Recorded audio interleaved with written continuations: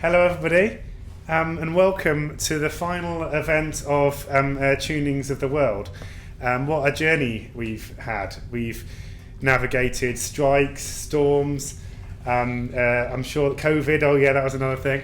But we've managed to do some wonderful things. And starting with John Mowatt's wonderful lecture at the beginning of the year, thinking about attunement as a kind of a mode of thinking, and taking through one of the first major conferences and performances of staging Eastman, of Julius Eastman's work, and then last night taking it to thinking about the environment and the legacy of Murray Schafer.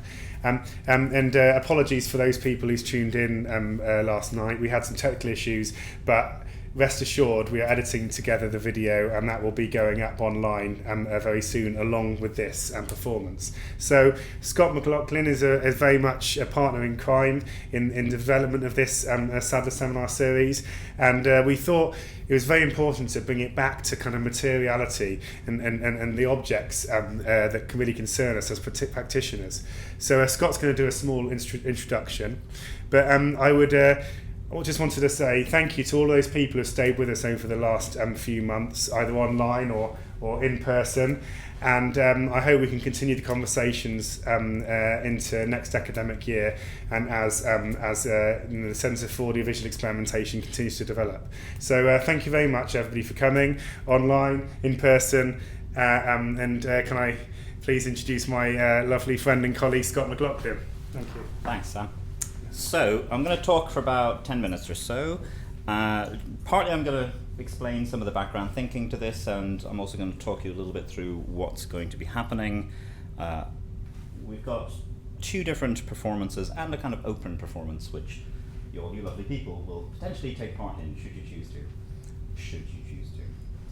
So I'm going to talk for about 10 minutes, then there's going to be a about 10-minute performance on feedback snare drum, which we can take a look at in a minute, which is basically a snare drum with a contact microphone on it and a transducer, all made by the wonderful Murray Royston Ward. The attuning to materiality here is in the material of the skin itself, and this is kind of the same with everything you're going to see here today. The materiality in this case is the material of the skin particularly, but there's a constant sound wave going through it. The amplified transducer passes sound through the skin, and what you'll see is that by moving the hand around it, by changing the pressure points on the skin of the drum, different things happen. There's a liveliness to this. It is possible, of course, to just crank it up and you're just going to get one big screaming feedback squall, or crank it down and just get nothing. But there's these really beautiful little tipping points where something unpredictable might happen, and the attuning is about trying to move around in that space, the space of the drum, just using pressure, using movement to try and find places where things come into balance, places where things go out of balance, just looking for those tipping points of liveliness. The other performance then is going to involve two performers working with feedback and objects. So again, the materiality here is more, don't worry, I'm going to come back into shot. It's more to do with the spaces inside things. So in this case, this teacup, but the feedback is the resonance of the space inside there, and also the performativity of the person working with it. So we have Mia and Ed, who are going to essentially try and attune to each other using the feedback that they generate from these objects. There's a certain kind of unpredictability here again, because all of these objects have a kind of resonant frequency that they want to sound at, but that changes due to what happens in the room, the environment, all of that thing, everything from the air temperature to the fluctuations to the movement, and of course that the sound is happening together. So the sound that Ed makes may knock out the sound that Mia makes, etc. And all of this comes together in a kind of ecology of resonance, thinking about all of these things as lively, resonant forces. Everything we're dealing with here, the cups, the saucers, there's no saucers, the bowls, the drum skin, the air around us, the room, all of these things have resonances, and those resonances come out as a kind of spectrum of possibilities. There are things that really want to resonate, that the fundamental pitch, the fundamental resonance of that object, but then there's also loads of things outside that. There's little edge points, There's little kind of tributaries that come off that, and that's the thing that really interests me. What happens when you go off that main highway of the resonance and see what happens inside the corners? It becomes a fractal space where you're constantly just digging inside and inside and inside and finding different things. I think that's probably all I've got to usefully say on this. Sam, does that about cover it?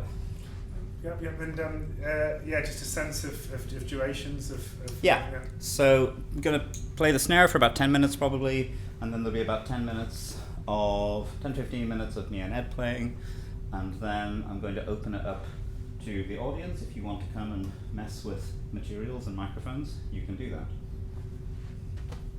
Shall I make some noise? Yeah. It's a very quiet noise. So I am just going to turn down the main mics just for a minute because the snare is a bit loud. If anyone on the chat wants to tell me if this is too quiet once I start playing the snare, please do, and I always turn it up a little bit.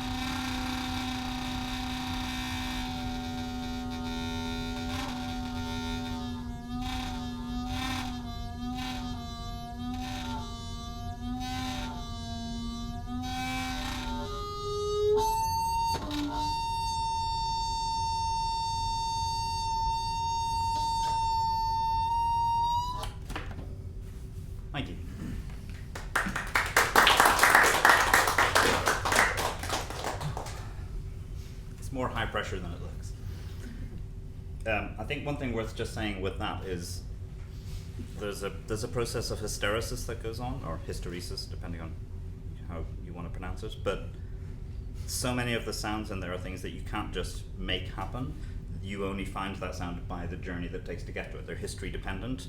So much of the performance is about doing something and then trying to retrace the steps and see if you end up in the same place, and most of the time you don't. Every now and again I could find something that I could reliably rock back and forth between, but most of the time the system would just veer in a different direction. So it's kind of like trying to, I don't know, riding a wild animal or something. You can control it to a certain extent, but you can't exactly tell it where to go. Okay, at this point I'm going to call on Ed and Mia, and we're going to do some feedback on objects.